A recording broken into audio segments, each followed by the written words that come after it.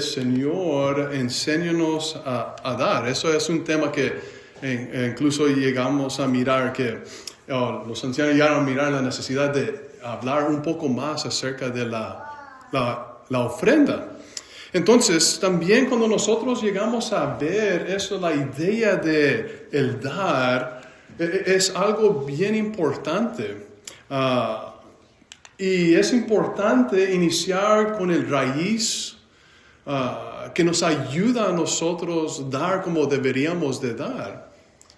Y atacar el raíz del problema, si existe un problema, y ver y entender que en realidad la idea de dar es una condición del corazón. Cuando llegamos a mirar algunos 400 años atrás, antes de que llegara Jesús a la tierra, en el tiempo de Malaquías, en los tiempos de Malaquías estaba tratando con un pueblo que su corazón estaba extremadamente lejos del Señor.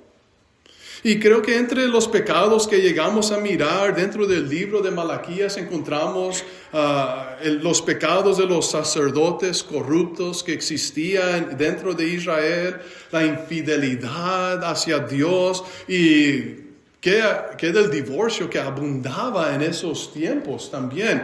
Pero había otra cosa más que se llegó a mencionar en Malaquías capítulo 3 y el verso 8 que dice, ¿robará el hombre a Dios?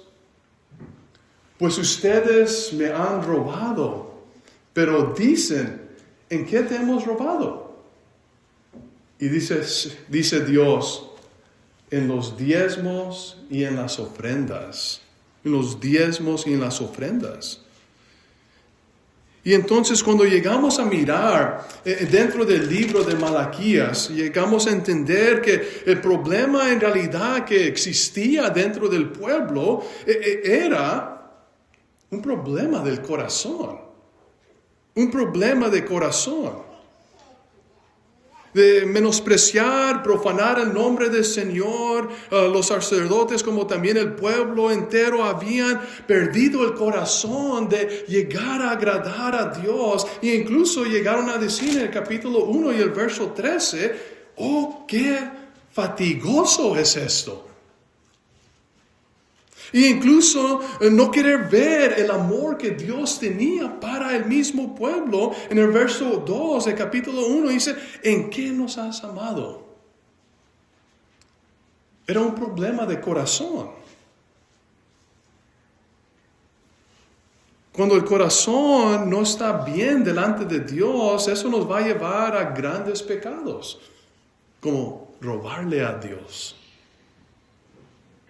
En el acto de dar.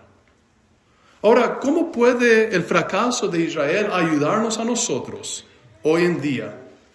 Pues cuando nosotros llegamos a entender que los cristianos en el primer día de la semana nos llegamos en asamblea porque llegamos a cumplir con mandamientos como había explicado el hermano Barrera hoy en esta mañana. En cada primer día de la semana se levanta una colecta, como dice en 1 Corintios capítulo 16. Dice, en cuanto a la ofrenda para los santos, hagan ustedes también de la misma manera que ordené a las iglesias de Galacia. El primer día de la semana, cada uno de ustedes guarde algo en su casa, atesorando en proporción a cómo esté prosperando, para que cuando yo llegue, no haya entonces que levantar ofrendas. Ahora, hay muchos que pueden preguntar cuando hablamos acerca de la ofrenda, ¿qué tanto debo de darle al Señor en su día? ¿Verdad? ¿O qué tanto espera Dios de mí cuando se trata de la ofrenda? Ahora, aunque esas preguntas son importantes de atender y a su tiempo las vamos a atender, si nosotros primeramente podemos llegar a desarrollar una actitud o tener un corazón apropiado sobre el acto de dar, creo que la cantidad se va a arreglar por sí misma, se va a solucionar por sí misma, siendo que la idea de dar inicia en el corazón. No tenemos que preocuparnos por la cantidad, porque eso se va a arreglar por sí misma si el corazón está bien. Por lo tanto, quiero que miremos 3 diferentes ejemplos en las Escrituras que nos enseña el corazón que debe estar presente en nosotros para poder nosotros dar como Dios quiere que demos, para desarrollar un corazón que va a agradar a Dios en este acto de dar. El primer ejemplo que quiero que miremos es el rey David. El rey David. Cuando estamos llegando al final de la vida de David, ahí en la segunda carta de Samuel, en el capítulo 24. En la segunda carta de Samuel, en el capítulo 24, David llegó a pecar delante de Dios, tomando él un censo militar. No sé si se acuerdan de eso, ¿verdad? Y al reconocer él su pecado, él se arrepintió, como habíamos mirado a David hacer en diferentes ocasiones. Y él buscó el perdón de Dios. Y a consecuencia de este pecado, Dios envió una plaga sobre Israel, lo cual llegó a matar 70,000 hombres. Ahora, cuando cesó la plaga, se le dice a David en el verso 18 del capítulo 24 de segunda Samuel, se le dice a David: erige un altar a Jehová en la era de Araúna el Jebuseo. Y notemos la conversación que llega a tener David con este Jebuseo ahí en la segunda carta de Samuel. Vayan conmigo. La segunda carta de Samuel. La segunda carta de Samuel, capítulo 24. Noten lo que se habla aquí en esta conversación. Y el verso 19 adelante. Dice: David subió conforme a la palabra de Gad, que le había dicho: tienes que ir y erige un altar. Dice que Jehová le había mandado. Araúna miró y vio al rey y a sus servidores que venían hacia él. Araúna salió y se postró ante el rey con su rostro en la tierra. Y Araúna, creo que lo estoy pronunciando bien, ya después me pueden corregir, ¿verdad? Porque viene mi Señor. ¿Por qué viene mi Señor el rey a su siervo? Eso era algo que no pasaba, ¿verdad? Y David está yendo hacia él y hacia su terreno, ¿verdad? Y David respondió: para comprarte la era y edificar un altar a Jehová a fin de que cese la epidemia en el pueblo. Araúna respondió a David: tómala y ofrézcala a mi señor el rey lo que le parezca bien. Mira, incluso los bueyes para el holocausto y los trillos y yugos de los bueyes para leña. Todo, oh rey, se lo da al rey. Dijo además al rey que Jehová tu Dios te acepte. Pero noten lo que dice el verso 24. Pero el rey respondió a una: no, sino que por su precio te lo compraré. En otras palabras, él se lo iba a regalar todo a David. Pero dice: no, sino que por su precio te lo compraré, porque no ofreceré al Señor mi Dios holocaustos que no me cuesten nada, dice David. Entonces David compró la era y los bueyes por 550 gramos de plata. Este verso proclama qué clase de corazón tenía David. Cuando se trataba de ofrecerle algo, una adoración a Dios, cuando se trataba de dar algo, de ofrecerle algo, un sacrificio a Dios, él entendió que darle algo que no le costó nada, no solamente no iba a agradar a Dios, sino también eso no es lo que Dios merecía. Dios no merece eso. David entendió esto. Yo no le voy a dar algo que no me cueste. Dios no merece eso. Nota lo que dice en Malaquías capítulo 1 y el verso 8. Dice, porque cuando ofrecen un animal ciego para ser sacrificado, no es malo. Lo mismo cuando ofrecen a un animal cojo o enfermo. Dice, preséntalo a tu gobernador. ¿Acaso se agradará de ti? ¿Acaso se te mostrará favorable? Ha dicho el Señor de los ejércitos. ¿Por qué sacrificaron esos judíos, esos israelitas, lo que era dañado? ¿Por qué no sacrificar el robusto? ¿Por qué no? Nota lo que dice el verso 14. Dice, maldito sea el tramposo que teniendo macho robusto estaba en su alcance, ellos podían ofrecer lo que Dios le agrada. Maldito sea el tramposo que teniendo macho robusto en su rebaño y habiéndolo prometido, dice, sacrifica al Señor lo dañado. ¿Por qué no sacrificar el robusto? ¿Por qué no darle a Dios lo que Él merece? ¿Por qué le dieron lo dañado? En su economía hablando, ¿verdad? En su economía, lo dañado no tenía en realidad valor para ellos y también para otros. No podían vender lo dañado porque los otros no lo iban a querer comprar. Por lo tanto, no les costó nada tener que darle lo dañado a Dios. No sacrificaron nada darle lo dañado a Dios. Pero el punto es ofrecerle a Dios algo que no le costó nada al dador, en realidad no es un sacrificio. Porque si fuera un sacrificio, Dios hubiera aceptado eso.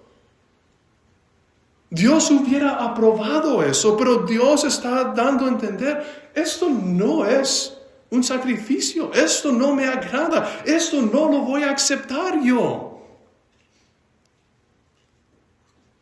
Y creo que David nos abre en gran manera nuestra mente en cuanto a tener un corazón de dar. Las cosas, hermanos, amigos, las cosas en la vida que no nos cuestan nada, generalmente son apreciados muy poco. No nos apreciamos esas cosas, porque no me costó nada. Era un regalo, o era algo que simplemente se me dio, y no lo apreciamos. Pero tratamos las cosas que sí me costó, que sí tuve que sacrificar, de la misma manera que las cosas que nos han dado. No. Notemos lo siguiente. En Proverbios capítulo 3 y el verso 9 dice, honra al Señor con tus riquezas y con las primicias de todos tus frutos. David no utilizó su posición como rey de Israel. E incluso la tentación estaba allí, porque ese Señor, si lo está diciendo, ¿sabes qué, David? Tú eres rey.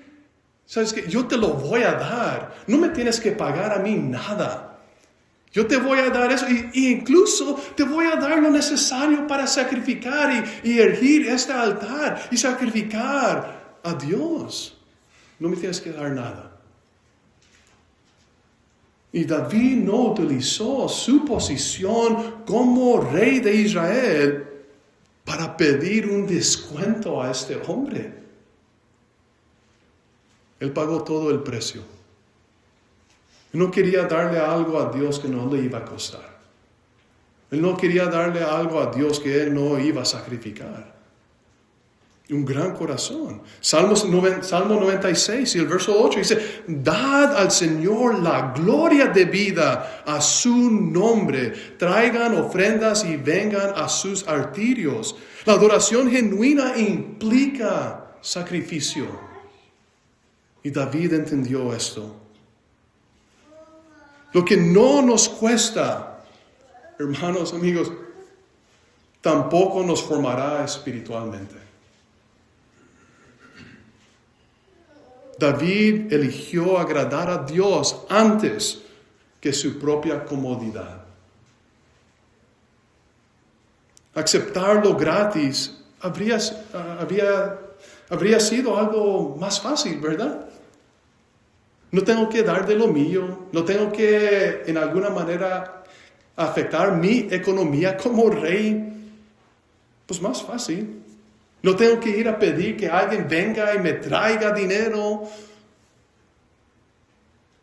Pero David eligió lo que es correcto, lo que Dios merece. Él no eligió lo cómodo. Él sacrificó. Lo que debe estar presente en nuestro corazón es lo mismo que estaba presente en el corazón de David.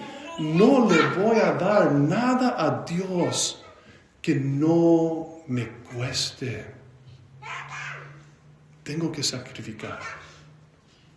Eso es lo que se trata, el acto de dar. No le voy a dar a Dios algo que no me cueste. Segundo ejemplo que quiero que miremos. Y al final de todo eso vamos a notar que cada uno de esos ejemplos están muy ligados el uno con el otro. La actitud de la viuda pobre que encontramos en Marcos. La historia de la viuda pobre es un gran ejemplo de amor, devoción a Dios y sacrificio. Y nos enseña grandes lecciones para nosotros hoy en día. En Marcos capítulo 12 y el verso 41 al 44 dice, estando Jesús sentado frente al arca del tesoro, observaba cómo el pueblo echaba dinero en el arca. Muchos ricos echaban mucho, y una viuda pobre vino y echó 2 monedas pequeñas de poco valor. Y como Jesús es maestro de maestros, Él le dijo a sus discípulos, vengan, tengo una gran lección para ustedes. Y dijo, de cierto les digo que esta viuda pobre echó más que todos los que echaron en el arca. Porque todos han echado de su abundancia, pero esta, de su pobreza, echó todo lo que tenía, todo su sustento. Ahora, Jesús, siendo parte de la deidad, tenía la habilidad de ver los corazones de las personas. Lo que Él estaba diciendo no era algo que nomás sacó de su mente. No, era algo que Él estaba viendo claramente, siendo Él parte de la deidad. Él vio cómo estaban dando las personas y miró la oportunidad de dar una gran lección, una gran enseñanza sobre el acto de dar. Y dijo, los ricos daban grandes cantidades en el tesoro, muy bien, pero era de lo que les sobraba. Ese era el problema. No había nada de sacrificio en ellos y en lo que ellos estaban dando. Y es fácil dar lo que nos sobra. ¿Verdad? Como quiera, pues ahí está. ¿Verdad? Noten cómo dice, pensaba que tenía otra traducción ahí. Pero notemos, la viuda, aunque dio bien poco en cantidad, en contraste con los ricos, ella sacrificó todo. Ella no tenía dinero extra, ella no tenía dinero adicional. Ella sacrificó todo lo que tenía. Y en pocas palabras, ella se dio totalmente a Dios. ¿Y saben qué? Lo que es interesante de este ejemplo de esta viuda, cuando ella da, si notamos que no había ninguna duda en su corazón, ninguna preocupación en su corazón con dar todo lo que ella tenía para vivir. Ella no dudó ninguna sola vez. Ella dio lo que tenía. Ella dio todo. Para Dios el valor no está en la cantidad. Está en el corazón de la persona. Noten lo que dice 1 Samuel capítulo 16 y el verso 7. ¿Qué es lo que mira Dios? ¿Qué es lo que llega a mirar Dios? 1 Samuel capítulo 16 y el verso 7. Mientras que nosotros podemos estar mirando las cosas de una manera totalmente diferente, Dios dice, yo miro las cosas totalmente opuestas de lo que ustedes lo miran. Dice, pero Jehová dijo a Samuel, Samuel, tú estás fijándote en las cosas equivocadas. No mires su apariencia ni lo alto de su estatura, pues yo lo he rechazado. Recuerden cuando Saúl llegó a ser rey de Israel, él llenaba perfectamente el modelo de un rey. Era hermoso Saúl, pero también era un hombre fuerte, alto, ¿verdad? Llenaba bien las características de un rey, físicamente hablando, pero el corazón estaba muy lejos. Y Dios le dice a Samuel aquí, no mires su apariencia ni lo alto de su estatura, pues yo lo he rechazado. Porque Jehová no mira lo que mira el hombre. ¿Qué es lo que estaba viendo Jesucristo aquí? Él estaba mirando el corazón.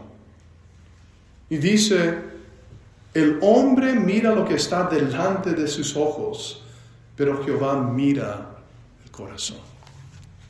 Eso es lo que Dios mira.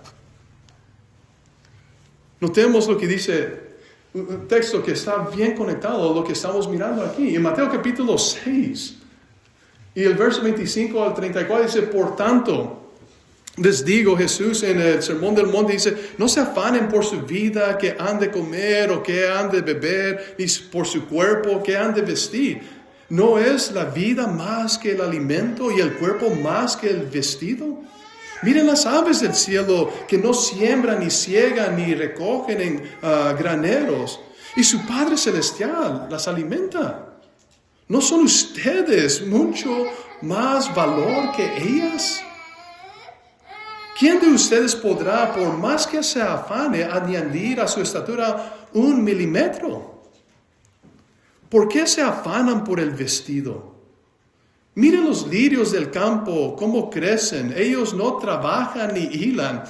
Pero les digo que ni aun Salomón con toda su gloria fue vestido como uno de ellos. Si Dios viste así la hierba del campo, que hoy está y mañana se echa en el horno, ¿no hará mucho más por ustedes, hombres de poca fe? Por tanto, no se afanen diciendo qué comeremos o qué beberemos o con qué nos cubriremos. Porque los gentiles buscan todas estas cosas, pero el Padre de ustedes que está en los cielos sabe que tiene necesidad de todas estas cosas. Más bien, busquen primeramente el reino de Dios y su justicia, y todas esas cosas serán añadidas. Así que no se afanen por el día de mañana, porque el día de mañana traerá su propio afán. Basta cada día su propio mal. ¿Qué era lo que hizo esta mujer viuda tan especial? Ella estaba poniendo en práctica lo que dice aquí en el texto.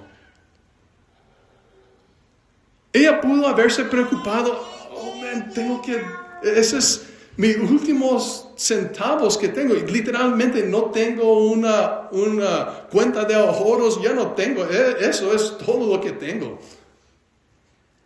¿Ustedes piensan que ella se estaba preocupando qué es lo que iba a comer mañana? Si doy esto, ¿no voy a tener para esto? No había duda en lo que ella hizo. Su actitud refleja una fe total en Dios. Dar todo su sustento significa confianza absoluta en la provisión de Dios. Ella no sabía cómo Dios lo iba a hacer, pero ella entendía y comprendía y puso toda su confianza que Dios en alguna manera iba a proveer por ella. Su dependencia diaria estaba totalmente en las manos de Dios. Notemos lo que se dijo en Salmo 146 y el verso 9. Dice, el Señor guarda a los forasteros. Y noten, sostiene al huérfano y a la viuda, pero trastorna el camino de los impíos. Ella sabía que en alguna manera que Dios iba a proveer por ella. Dios no la iba a abandonar. Dios no le iba a dar la espalda cuando ella necesitaba de Dios. ¿Por qué preocuparme por estas cosas? Yo sé que en mis manos yo no voy a poder lograr hacer nada, pero yo en las manos de Dios todo es posible. La viuda depositó más que esos 2 monedas de poco valor. Ella depositó totalmente su confianza en Dios. Dios no la iba a dejar sola y ella entendía esto. Qué gran ejemplo que ella nos deja en una fe total en Dios.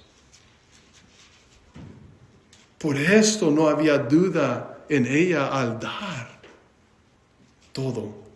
Ella dio más que el dinero que tenía, se dio a sí misma en las manos de Dios. Al dar nosotros, damos teniendo la fe necesaria que Dios nos va a cuidar. O nos preocupamos, si doy esto, no voy a tener para esto, y si doy esta cantidad, no voy a tener para poder lograr hacer esto. Eso es lo que pasa por nuestras mentes. Porque eso no era lo que estaba pasando por la mente de la viuda. O estamos preocupados por los afanes de la vida de tal manera que damos lo que nos sobra a Dios, como los ricos. O damos como la viuda. Y grandes lecciones que podemos aprender de ella. El siguiente ejemplo y el último que vamos a analizar son los santos en Macedonia. Ahora, dejemos los ejemplos de los individuos y vamos a enfocarnos al corazón de iglesias enteras en una región. Ahora, es importante no desviar nuestra atención del tema de lo que estamos hablando de la actitud o el corazón. El acto de dar es una condición del corazón. No estamos hablando qué tantas iglesias había en Macedonia. No debemos de pensar qué tanto estaban dando esas iglesias en Macedonia, sino enfocarnos en el corazón que daban ellos. ¿No te lo dice en 2 Corintios capítulo 8 y verso 1 al 5? Dice, ahora hermanos, les hacemos conocer la gracia de Dios que ha sido concedida a las iglesias de Macedonia, que en gran prueba de tribulación, la abundancia de su gozo y su extrema pobreza abundaron en las riquezas de su generosidad. Porque doy testimonio de que espontáneamente han dado de acuerdo con sus fuerzas, aún más allá de sus fuerzas, pidiéndonos con muchos ruegos que les concediéramos la gracia de participar en la ayuda para los santos. Y superando lo que esperábamos, se dieron primeramente ellos mismos al Señor y a nosotros por la voluntad de Dios. Hay mucho que podemos aprender de estas iglesias en el dar. Notamos lo que estaba primeramente en contra, que iba en contra de esas iglesias, de poder dar como llegaron a dar. Primeramente, dice el texto, que estaban pasando por gran prueba de tribulación. Tribulación quiere decir presión, angustia, opresión. ¿Se acuerdan cómo los enemigos de Israel estaban oprimiendo bajo los tiempos de los jueces? hasta que los llantos de Israel clamaban hacia Dios para enviar un juez para librarlos. Estamos hablando de persecución que ellos estaban pasando. No era una dificultad leve, sino una dificultad intensa de sufrimiento, y era algo constante. No solamente esto, sino que también lo que iba en contra de ellos de poder dar era su extrema pobreza. La palabra griega que se está utilizando habla de una pobreza extrema. Incluso se usa la palabra miseria para describir la pobreza de ellos. El punto es que Pablo no estaba exagerando el caso. Ellos eran realmente pobres. La idea de extrema pobreza literalmente quiere decir pobreza hasta el fondo. Ahora, humanamente pensando, tribulación más pobreza simplemente equivale a hay que pensar en nosotros, ¿verdad? Hay que pensar en nosotros porque no tenemos para dar. ¿Qué es lo que viene siendo eso? Egoísmo. Quizás tribulación más pobreza nos lleva a tener temor. ¿Cómo vamos a hacerle si damos?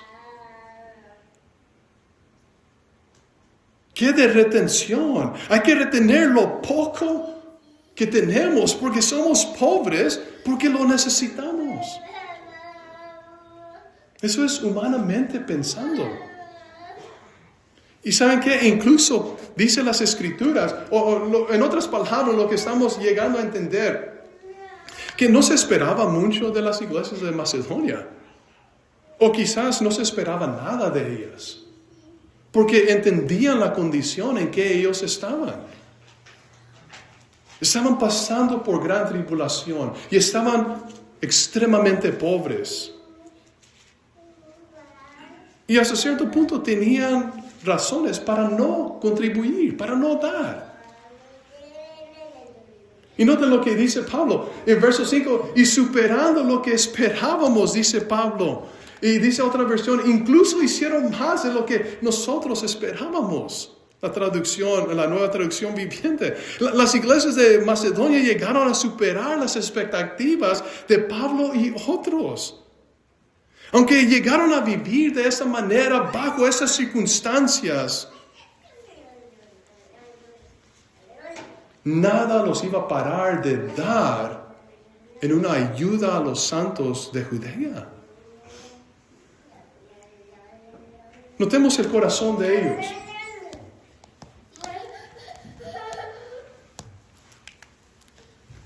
Ellos pudieron encontrar gozo en tribulación, dice el verso 2. La tribulación no iba a robarles a ellos del gozo de poder contribuir algo a alguien que está necesitado. En el gozo de dar. La siguiente cosa, llegamos a mirar dentro de su pobreza, encontraron generosidad, dice el verso 2. Como que todo está actuando en reversa aquí. La pobreza para ellos no iba a llegar a ser una barrera, una excusa para no dar. Llegamos a mirar verso 3. Dice que ellos pudieron encontrar más allá de sus fuerzas. Dieron lo que humanamente pudieron dar. Y creo que lo impactante de todo esto es que dieron más allá de lo que podían. Ahora, no significa imprudencia aquí el texto, sino una fe extraordinaria en Dios. Se dieron sacrificadamente, confiaron en la provisión de Dios. Cruzaron esos límites de la comodidad, exactamente como la viuda. Exactamente lo que hizo David, sino de que todo está ligado. Notamos lo que dice Salomón. Vayan conmigo allí en Proverbios capítulo 11. Proverbios capítulo 11. No me había dado cuenta yo, estudiando eso, me estaba llenando de mucha alegría y contentamiento en todo lo que estaba llegando a comprender.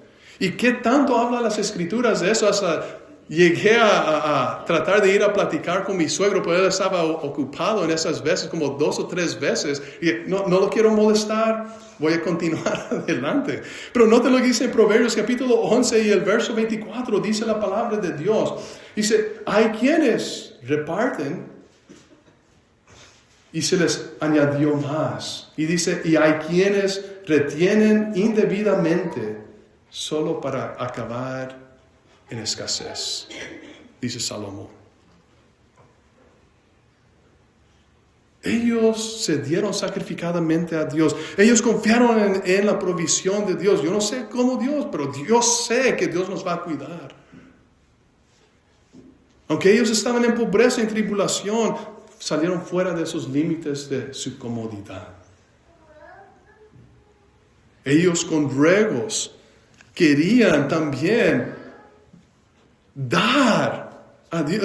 La idea de rogar es como si alguien está de rodillas y por favor déjame hacerlo. No era que Pablo los estaba forzando. Ellos de su corazón tenían el deseo de dar, de querer involucrarse en esta gracia de dar. En otras palabras, nada los iba a parar. Nadie los forzó a dar de esta manera. Ellos se dieron voluntariamente en las manos de Dios.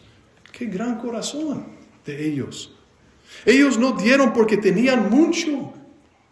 Dieron porque ellos amaban mucho. ¡Qué gran corazón tenían ellos! En el verso 5 dice, se dieron primeramente ellos mismos al Señor. Todo eso fue posible porque ellos hicieron esto. Cuando leemos allí, antes de leer eso, noten lo que dijo el hermano David Padfield acerca de eso. Cuando el hombre llega a la realización que cada cosa que posee viene de Dios, Él dará generosamente, no por obligación. Eso es lo que quiere decir, darse primeramente a Dios.